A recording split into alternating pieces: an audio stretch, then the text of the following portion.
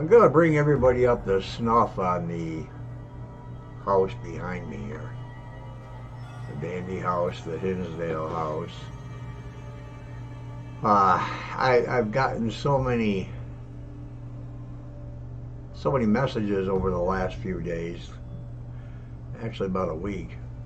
I've just been inundated with messages about the visit up there with Detroit Rock City Paranormal. First off, I'm not an investigator. I'm not a per se paranormal investigator. Although when I go to the house, of course I'm going to see what we experience, either personally or as a group. What we did experience was kind of bothersome. And you know, I've experienced things up there in the past that were somewhat disturbing, sometimes downright. I don't know the right words for this.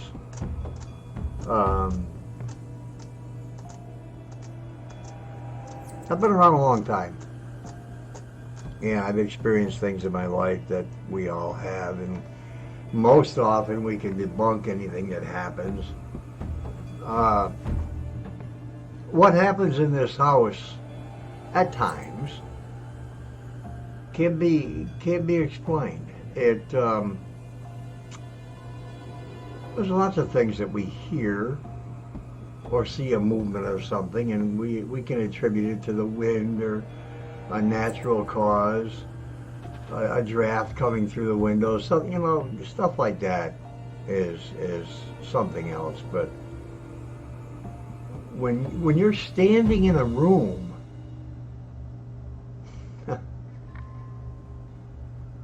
when you're standing in a room by yourself, and right directly as if someone were standing directly in front of you or to the side of you, right behind you, and you hear, not a whisper, a very angered, "Come here."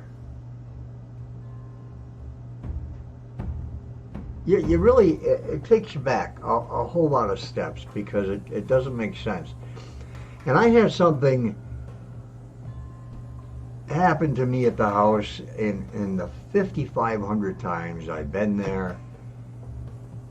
I've had something happen to me maybe 5 or 6 times that really put a shock into me. One time a few years ago, it was bad. It was scary. It kept me away from the house for a long time. And we were supposed to be protecting the house at that time from vandals, all the bad people that wanted to come up and do what they wanted to do. And that was at the order of Donna Weiss. Not the order of Donna, but she asked us, Donna Reese asked if we would watch over the house through her daughter Kenda. And we did. We had a key. Once they put a new door in that was knocked down by vandals. And we were at the house every night for a year. And every night, almost every night, we had people come up to look around. And we sent them away, or we had them trespassed off by the authorities. And I am a skeptic. I'm a skeptic of what people tell me. I'm a skeptic of some things that I see or hear myself. But what happened a few years ago happened. There's no denying it. It's in my book. When it comes out, if it ever comes out, you can read it. There's a few people that know what happened. There's a few people that saw what happened. But what happened on Labor Day weekend with Paranormal Rock City, Detroit Rock City Paranormal, is still hanging on. Worse than the original, excuse me, than the first thing that really bothered me.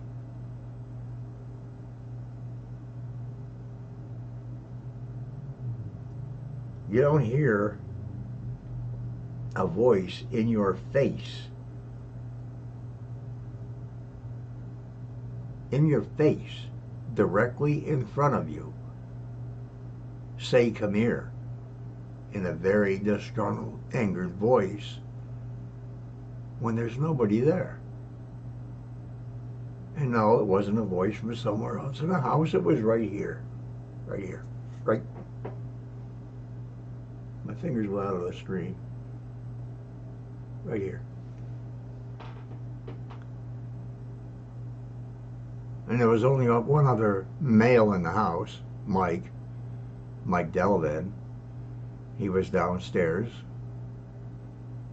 putting his camera equipment together, setting everything up for their night's investigation.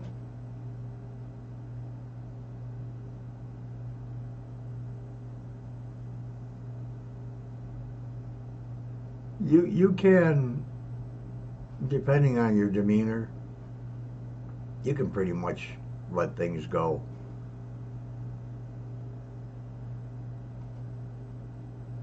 There's something about this night that's, maybe I tried to let go, but it's not letting go. Many people have pondered the question, how does the house call you? I don't know. I don't know. It something about this property that, or something within the property or around the property, or there's something that is able to reach out. You know, so it sounds stupid. Believe me, I'm saying it, and I agree with a lot of people. That sounds stupid. You're nuts. You're crazy. Call me what you like.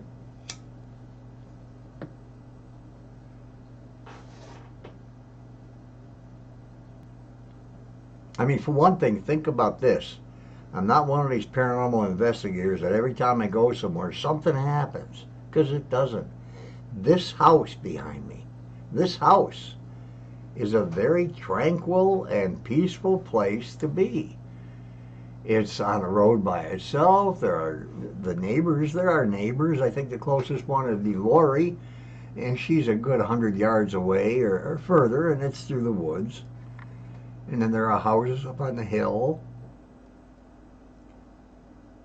It's a very quiet, peaceful, calming setting to relax. And that's what we find most of the time. Most of the time. The majority of the time.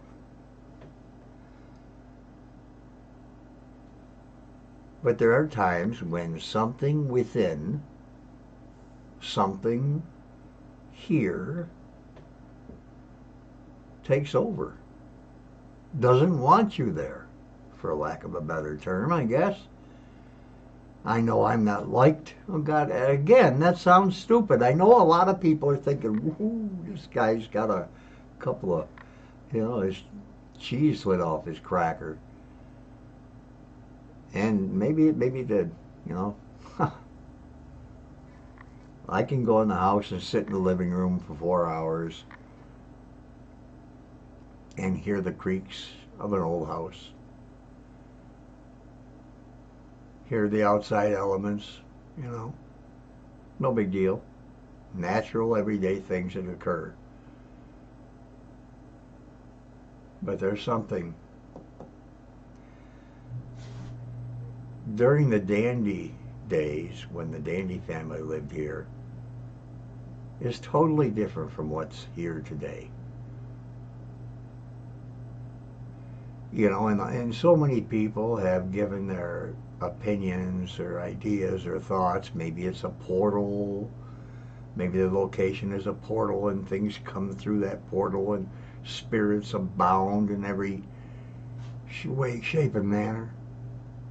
I don't know. I'm not an expert. Nobody is. And they can label themselves that if they prefer, but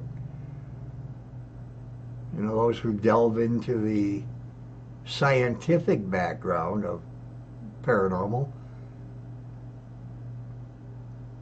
when you really get down to scientific aspect of the paranormal. I can't cite one thing that proves it exists.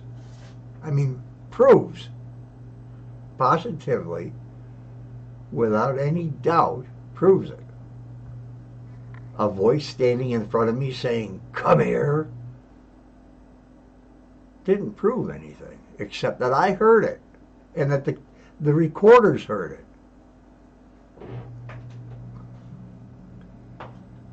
And what the hell was it? Who was it? Why? Because I was saying, "Come here, dum dum."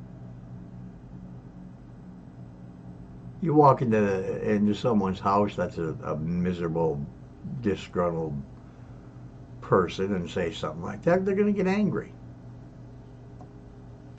And whatever was there in the house on Labor Day weekend was angry. And it was angry at me.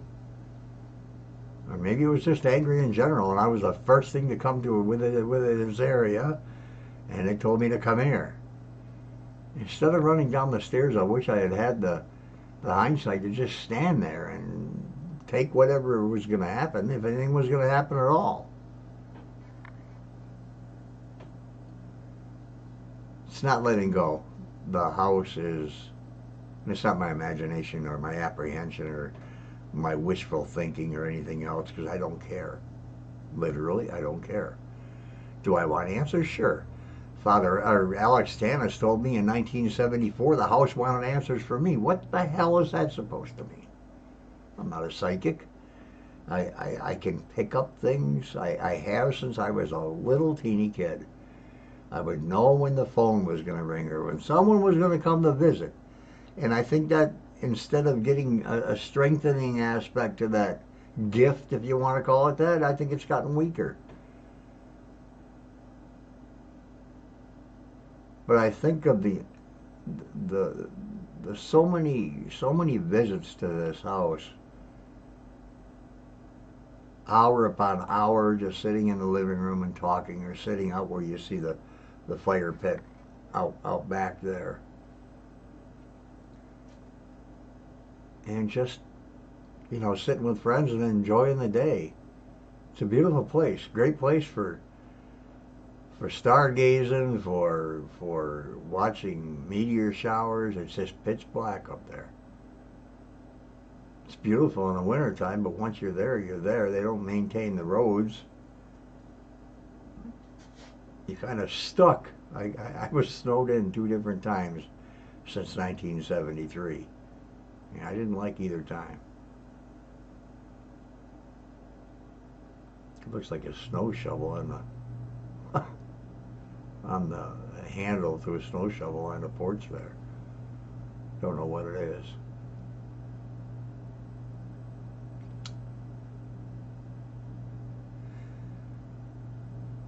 A lot of years ago, 2012, we were going to do a docu-drama, docu-movie, whatever you want to call it. Bill Conley, Chris Conlon, and Adam Strowley of Confan Films. Bill Conley was from Edmonton, Canada, and he got permission through me, through Kenda, the daughter of Donna Reese, who owned the house still. This was after Flo and Joe passed away, Flo and Joe Misnick. Well, they got permission to make a movie up there. Of course, Donna wanted to procure some monies to do this, and that was not a problem for Conley. He had that all set up to go, and he actually had to buy the house to do this, or go through the steps of buying the house on a land contract, and he sent her a good sum of money, which ended up going to Kenya. Adam Strowley and I went down to Tops to pick up the payment, because Donna was right there at the house wanting her money before any filming could be done. Good business lady she was.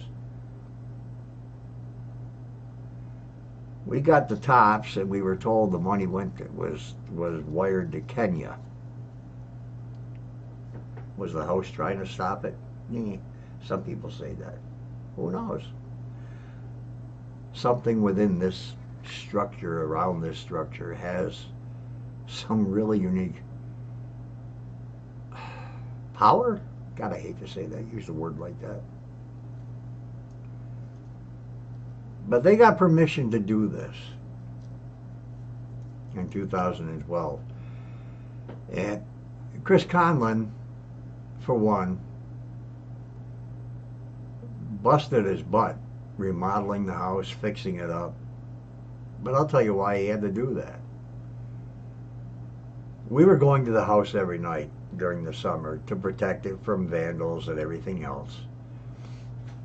And during the school year, Tina or I or someone else would go up and maybe check on it. We wouldn't stay. We'd check on it now and then. Well, about 9:30 one night, Tuesday night, Tina calls me, and then she comes over. We lived next door to one another. She was very insistent that I go to the house with her. I said, look how late it is. The kids have school in the morning. You've got work in the morning. What are you, nuts? And for half an hour at least, I argued with her. I don't know if she went back home, and then she called again. Oh, we have to go. There's something wrong. We have to go. I know we have to go up there. I feel that the house needs me. Yeah. I've had that same calling myself. I finally gave in to Tina, and she, the kids weren't in bed yet, although it was near their bedtime, 10 o'clock, 10:10. We drove up to the house. And we got there, and every window was gone, including the upstairs windows, totally broken out. There wasn't a window in the house. None. No window. No glass. The frames were even ripped. I called the state police. Mark Jones of the state police came up. He was there within 15 minutes because they were also helping them and the sheriff's department to keep an eye on the house because it was being vandalized so often. Now Dan Class has got bars on the windows, bars on the doors, because people are just very disrespectful, and especially about this house because it's got a history. Well, Mark Jones comes up alone, and he comes out with his flashlight, and he's shining it around as he's approaching us from the driveway, which would be in front of me where I'm sitting. And he's walking toward the house, and where you see no chimney up there, you see a vent. You see the end of the part of a chimney. There was a tall chimney, and it was on the roof. Mark looked around, he looked at the house, and then he shone his light up on the roof and said, I don't think this is vandalism, Paul. This looks more like pre-demo to me. I thought, what do you mean pre-demo? And then it dawned on me. Because the ductwork for the house was on the porch there. When we went inside, the wires in the wall were ripped out. I mean, ripped out to where they left a line right through the lathe and plaster, right? Just pulled the wires out. And we thought it was vandals, thinking they were going to steal the copper cable, copper wiring, and the ductwork, because it was metal. Well, this was Tuesday night. I called Donna Reese's office Wednesday morning, and they didn't know what the hell happened. It was reported. And then Kenda, the one who had gotten permission for Conley and his group to come in and make a movie, informed me that her brother called from Florida. He didn't know about the movie. He was deep sea fishing. K.G. Reese, who still works for the Reese family, Reese Realty, decided to have the house knocked down, and he had a company coming out Thursday morning to knock the house down. The very next day, 2 days after, when we went up there and found all the windows missing and everything, all the ductwork taken out. And I believe, just like Tina does, that the house called her to save it. I sound so stupid. Not the first time or last time something like that has happened.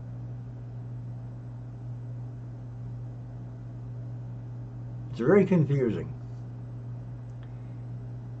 You don't know what this stuff is.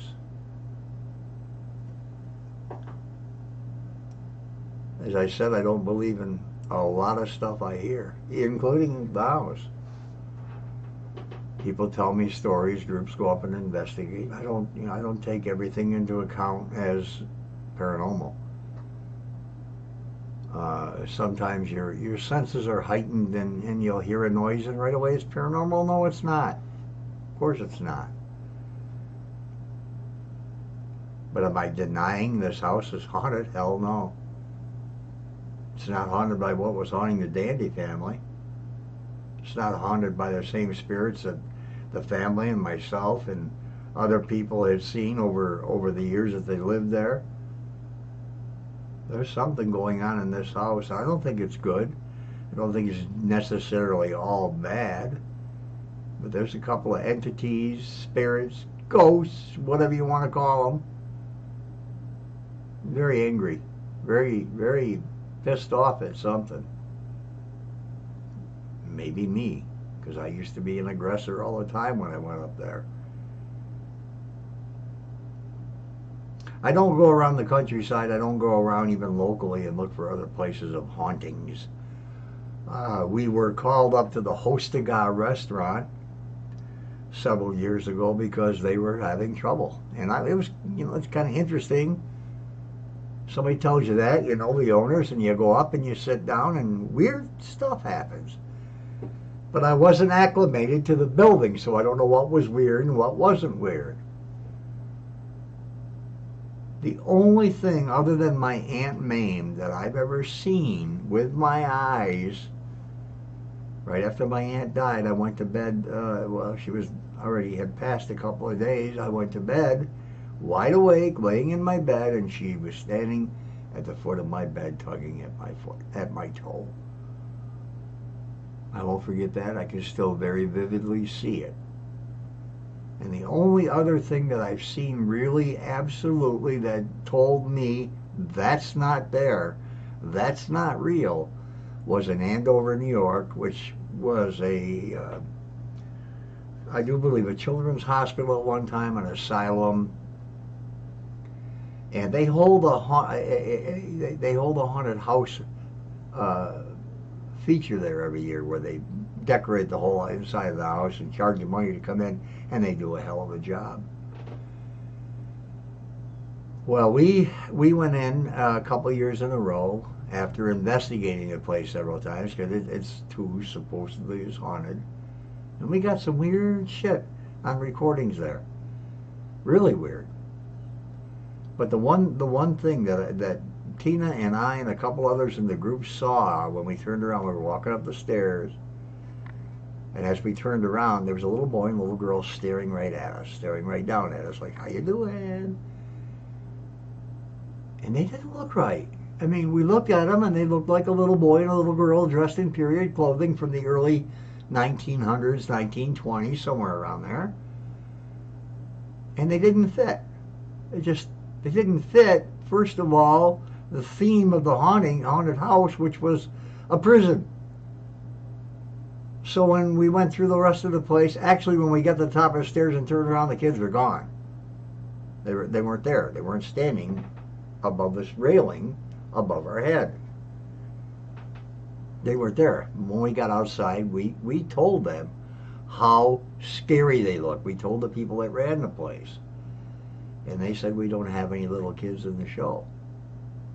The youngest kid was 14, and they were up on the third floor. 14 or 13, I don't remember.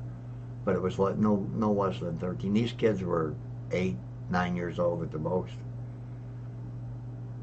And they were dressed in 1920 clothing, while everybody else was dressed in prison outfits and prison uniforms, guard uniforms. So, and then we find out the woman next door, we actually went over that night, knocked on her door when we were told a story about her, that she's visited by a little girl actually she described the little girl to us, and she fit the little girl to a T that we saw above the stairwell. So that's the only thing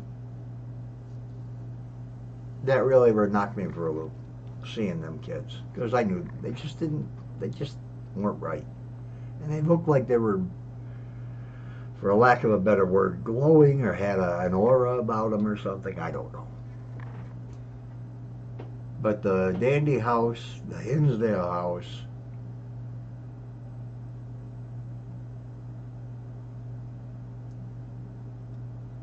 it's screwed up. You know, a lot of people come up with these names and stuff. I don't know who those people are, who the names that they're coming up with.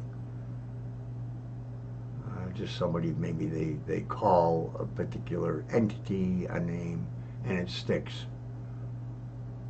I don't know any names in the house, nor will I conjure any names in the house because I don't know who's there or what's there. You know, I told Dan Class, the owner of the house now, and I told Clara Miller, who wrote Echoes of a Haunting, I told them both that I was going to burn that house down several years ago. I actually planned that I was going to. I got tired of it being such a sore point for so many people, and how it literally, the history of the house, how it hurt the Dandy family. It wasn't their fault they bought the house, and these weird manifestations started happening. I loved that family. I really did. I didn't like Phil so much, the dad. He was a royal pain. But the kids were all great. Laura and Mary and Mike and Beth, they were all great. My best friend back in the day, Tim, he ended up marrying Beth, and they're still married today. Proud of both of them. It's a long time, 40-some years. Or did they hit 50? Well, it can't be known that yet. I've only known 73 is when I met him. That's when he met him. And Clara, I love her to death. I don't talk to her enough. We lost contact after they moved to Buffalo and then California. Now I moved to Arizona, so we lost contact for a lot of years, and then I found out she was in San Jose, and I was actually in California one time in my life, and I was hoping to be able to get to see her, and I didn't. I wasn't able to get to San Jose. But then we met up again during that 2012 fiasco of making this docu-movie. And Bill Conley, they promised her all kinds of stuff. You know, fly back from Oregon, we'll pay for it, we'll put you in whatever hotel you want. They stick her out in a microtel across from St. Bonaventure, away from everything. I had car trouble at the time, and I couldn't go get her. She wanted to be at the Hampton Inn, which was right across from Pizza Hut, because she loves pizza. And she just loves pizza. But they stuck her at the microtel. And Adam Strawley ended up footing the bill for that instead of the man who was supposed to. And they wouldn't let her in the house. Here we are filming. She's here in town. Here we are filming 2 days. For a whole week they were filming. We're doing this movie about what happened with the family that I wrote the script for, and they wouldn't let her in the house. They wanted to wait until she came to the house by herself so they could film her reaction of seeing the house for the first time in 39 years at that point. What a crock of shit. Don't you agree? They wouldn't let her in. And I was doing some stupid paranormal thing in Buffalo because I was invited to this big shindig to speak about the Dandy House and to promote the movie for this thing, which never happened. And I was supposed to get copies of every picture, every bit of footage, and I'd never received it. It never went into post-production, and it was never, ever produced. Conley tells me he still has all the film. I don't believe him for a minute. Because if he really cared about the paranormal community and everything else, that film would be in my hands. I would be editing and having a professional help me edit it, and we would make that movie today. But I don't have it, and I'll probably never see it. But I was in Buffalo during the time when Clara came up to the house, and I was asking them individually, Chris, Adam, and Bill, give the woman permission to go in the house. They had guards up there keeping her out. Literally keeping her out of the house. Literally keeping her from stepping foot into a house of a story that belonged to her family. Still pisses me off to this day. She finally did get to go in with me. Oh boy. We came in together, sat down, and they filmed us as we talked about the good old days. Well, you know what? She should have been a consultant on the docu-movie.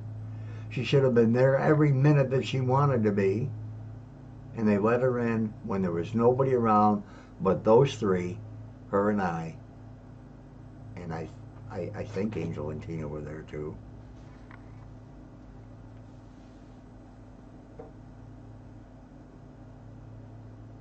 Most disrespect I've ever seen for someone. And it was her story that we were trying to tell correctly, because even the Discovery Channel got it all botched.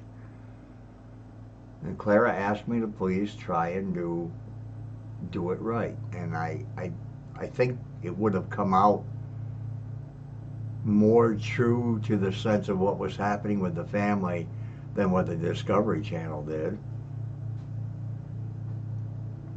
If you're wondering about that, it's the Discovery Channel. They used to have a series called The Haunting, and the episode was called Dark Forest. It still airs now and then. 4 children in the family, and they only had 2 in the film, in the hour-long haunting. And the house didn't look like this. It was a $300,000 home, not in New York. How they hype things up to make something good. That's why I liked when the Conjuring movie was made. They took an old crappy dumpy house, and that movie reminded me of this place. Even the backyard with the swing and the tree. There's a lot of misconceptions about the house. There's a lot of misconceptions about the story. There's a lot of fallacies. There's a lot of folklore. There's a lot of made-up stuff. And that's going to happen with anything, not just hauntings, anything. Look at the president. He's been everything but I don't know, I don't want to get into politics.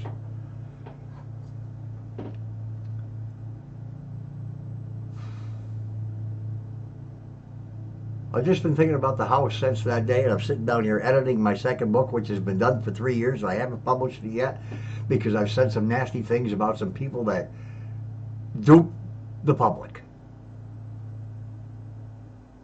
And I don't know if I should leave them in or take them out and publish it without that and just talk about the house. Dan Glass said something one time, that people are judged by what they say about others. And you know, I agree with that. I do. I totally agree with that. It's a good statement. It's a good thing to go by too. But when people are doing something and telling everybody they're doing something else and they're pulling the wool over your eyes, that's BS. And I don't buy it. Especially when they're making money from doing it. Dan Glass is the best thing that ever happened to this house. Ever. He's the most straight up guy I've ever met in the paranormal field. He doesn't allow garbage to enter the house in the way of lies and whatever.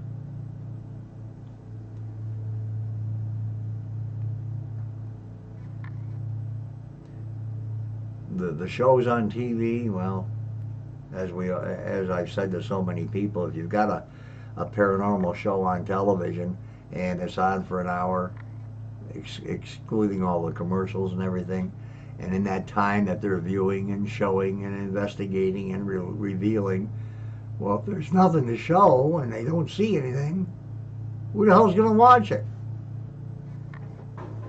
So let's make something up. And you know they're doing it. paranormal is something that happens. Nobody's got the true answers to what happens, wherever it happens, or why. But the paranormal shows on TV, for the most part, are no different than the WWE. It's all made up.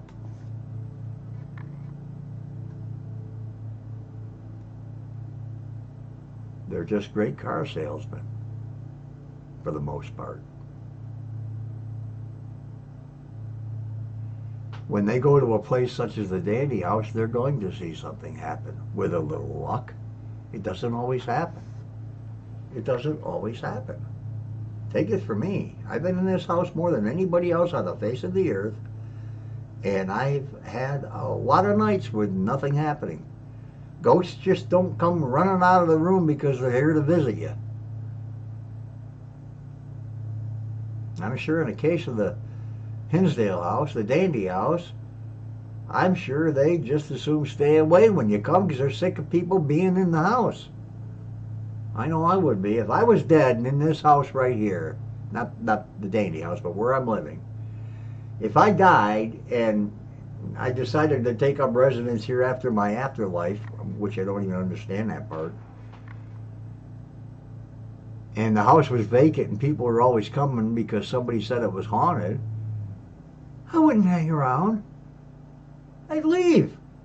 I don't want to see all these people bothering me, looking for me or anybody else that's gone.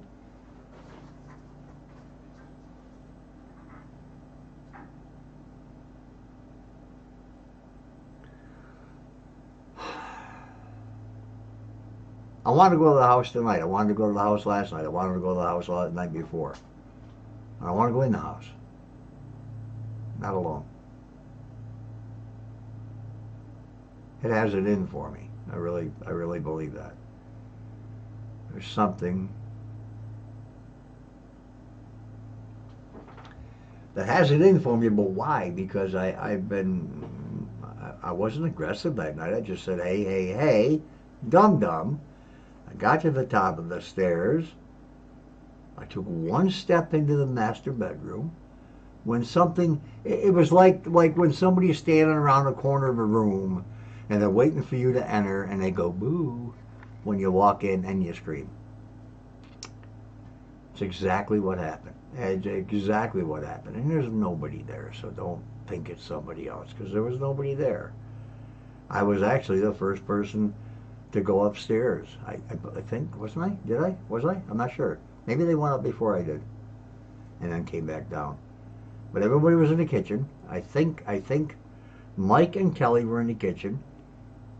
I do believe Cheryl was in the kitchen. I think maybe Carrie and Christy might have been in the living room, even with the other Kelly. I'm not sure.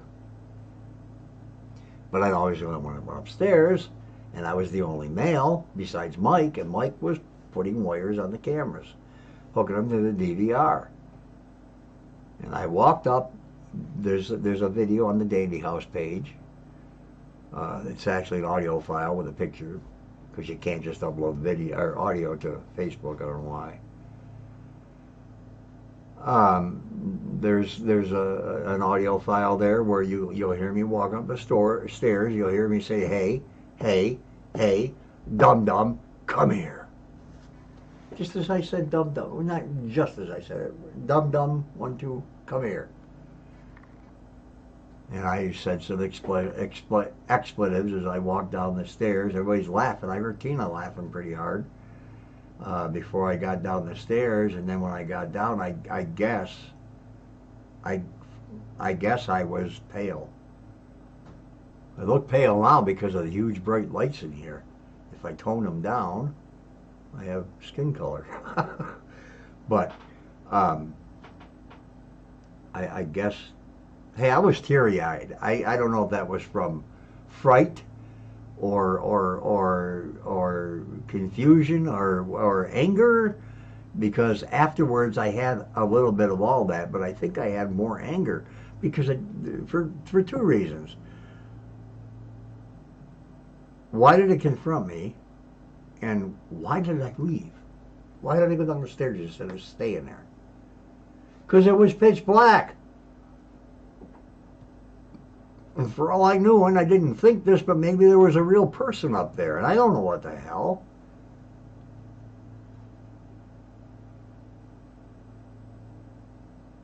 That red sign. You see that red sign on the wall there over there on the outside? It says keep out. It's a good idea. That's what it's telling me.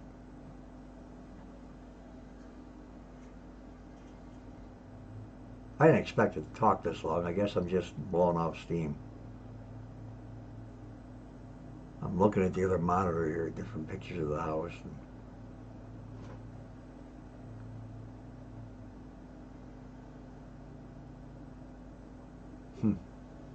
It's just a really, really calm, tranquil place. On the other hand, it can turn into hell.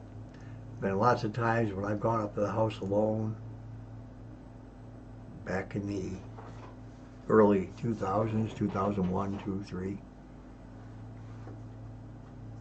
and would turn around at the end of McMahon Road, at the beginning of McMahon Road, before I even took the long trek up before turning. Somebody just told me to leave.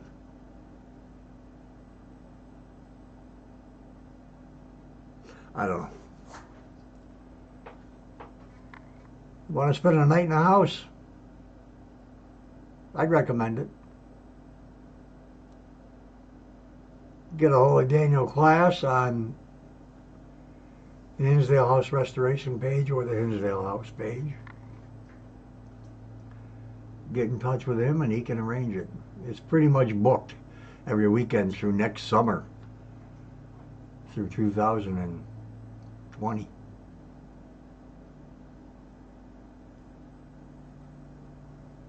Interesting place. Don't, recommendations for you, I guess, is just have an open mind.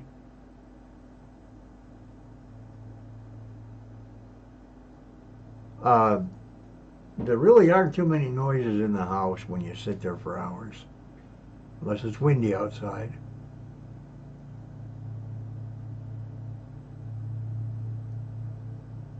But I don't know. I'd recommend a visit if you've never been there. If you're into paranormal, which I'm really not, I'm just curious about this house after the 46 years. 46 years this year. This is when I met Clara and Phil and Mike, Laura, Beth, and Mary. And Gort. Phil's, Clara's mom and dad. Everybody else, all the other people who used to go up there and stay there. Keith Michaels, Mike Murray, Mike Neff, Jim Sushi. Jeez. All people that walked away confused as to what the hell was happening.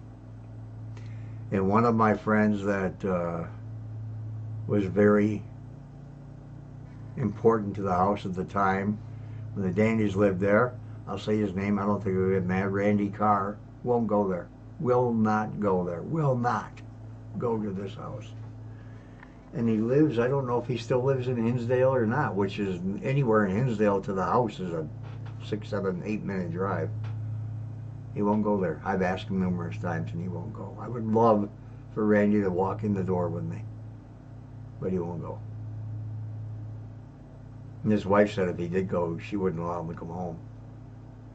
Not out of anger of just going, because she thinks that the house is evil. And that he might bring something home with him, which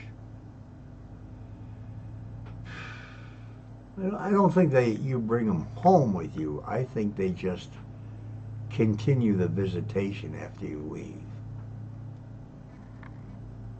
Maybe it's a tit for tat. You bother me, I'm coming to bother you. Huh, never thought of it that way, but maybe that's what happens when we have unexpected things happen in our homes after being up there. And man, they do. I mean, they really do. I, I don't see nothing ever in my house happening. I don't ever see nothing. Ooh, I just saw something move. But I'll tell you what, the night that Tina and I left the house and we were sitting in the kitchen having coffee, in our kitchen, drinking coffee, I was facing that way, she was facing this way, so she's facing the kitchen sink, I'm facing the kitchen counter.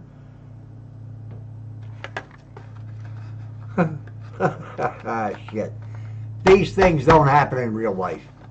And it's the same thing you'll hear me say to Mike as I'm coming down the stairs in the audio file on the Dandy House page about, come here. I said, I don't buy this shit. I just heard it. Right in front of me, I heard somebody say, come here, and I'm still saying, I don't buy it. I don't want to be I don't want to say that I don't want to be a believer, but I don't want to be a believer. Because it's past the realm of logic. It's past the thought of something, someone being deceased, but they're still here. We were at the kitchen table drinking coffee.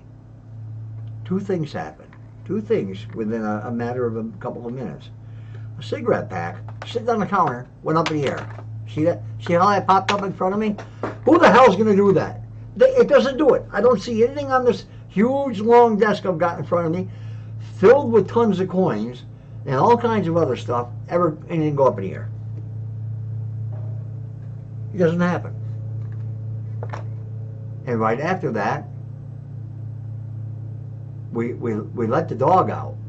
We let the dog out. He was outside. Old dog, hardly could walk. He was outside, and normally he'll do one bark to come in. That's it. Old dog. He's gone now. Poor old thing. Zach was a good old dog. Well, he was outside. Cigarette pack went up in the air. We're both looking at each other like, what the? How did that happen? Come on. I even went over and picked it up after maybe 2 minutes, minute and a half. And I looked at it, and I looked at the counter, and I said, don't ask me. How are you? How you doing? I started talking to whoever was there. Crazy, right? Yeah, whatever. Think of what you want. It happened. Well, the dog was outside, and we're sitting down. He didn't woof. He just opened the door closed, and he came in. Now that was a hell of a lot more than this. I don't know what in God's name caused the door to open, and if you go to her house and open the door, you'll see that you really literally need to open it, and if it wind blows, it's not going to close anyhow. The door was open, the dog came in, the door closed behind him, and he walked out into the room.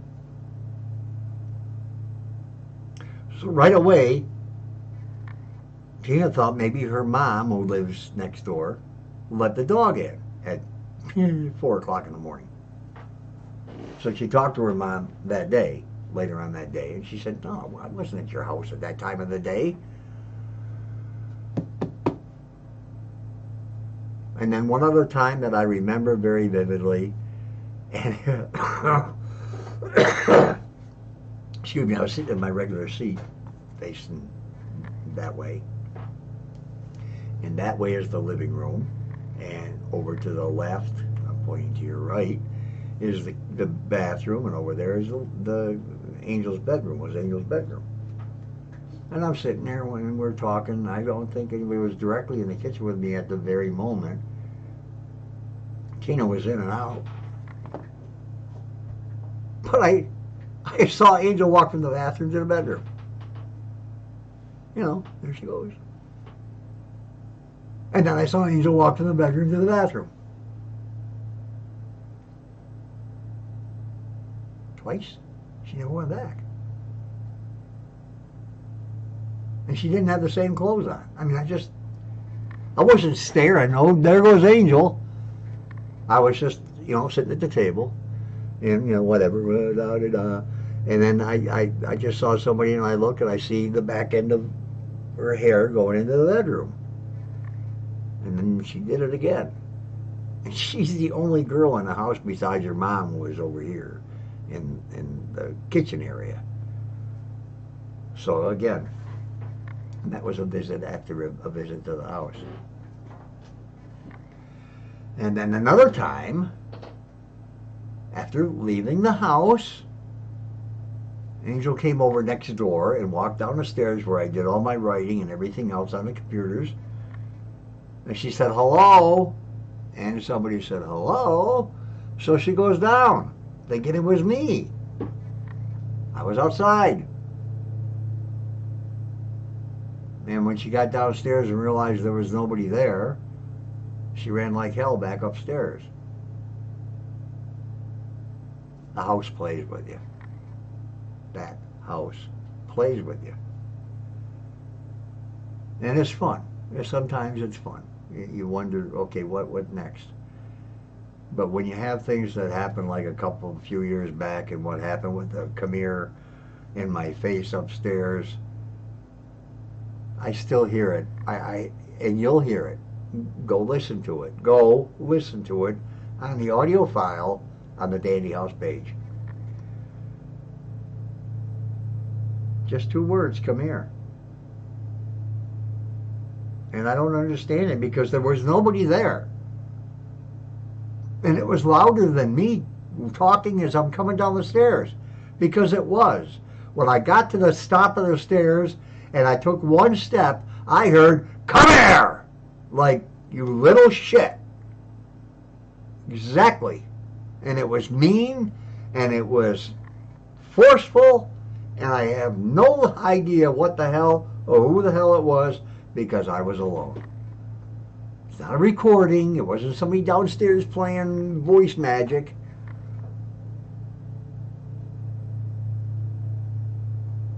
Everybody knows who knows the house and who has been to the house numerous times, who have gone into the house with me or without me or just mentioning my name, and so many groups and investigators have told me the same thing. They mention my name and it just, activity stops or it heightens. Tim Shaw was telling me at the house, our last visit together, that he mentioned my name and everything stopped. It just cold, dead silence.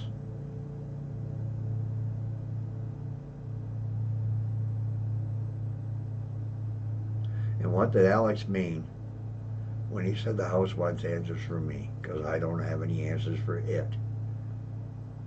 I was 22. I was 22 years old when the house cleansing, exorcism, which Father Al used the word exorcism, doesn't matter that he wasn't exorcising a human, he still used the word.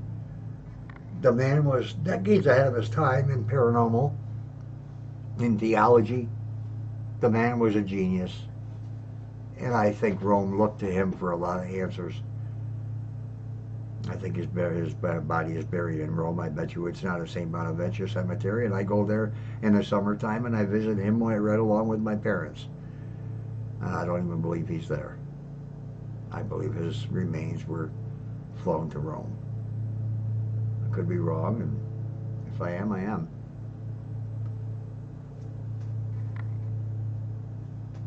But anyhow, I don't even know why I came on here. I just decided to talk about the house because I'm tired of it talking about me in my head. It's a house. It's wood. It's wood and metal and nails, and they're old nails and they're flathead nails, and it's a house built in 1871, and there's going to be all kinds of different numbers thrown at everybody that was built in 1842, 1868, whatever. The original deed says 1871. There's a mix-up in deeds, there's a mix-up in properties, there's a mix-up in names, there's a mix-up in everything, because they did a crappy job record keeping back then. There's also another house on the road. There was another house on the road, and I hope before the snow comes, which will be about a week up in Hinsdale, we get to take a couple metal detectors and try and find anything that might show us where this other house is. We see it on a map. I want to know what it was.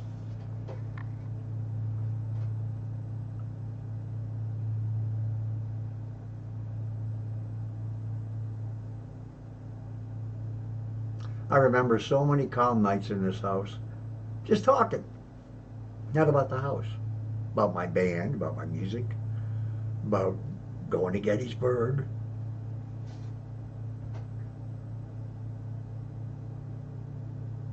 Just stuff, just talking about stuff. Well, then the house comes alive. It just comes alive. It just opens up. It just says, hi, I'm here. You get a chance to go to the Dandy House, contact Dan Glass, Hinsdale House Restoration page on Facebook.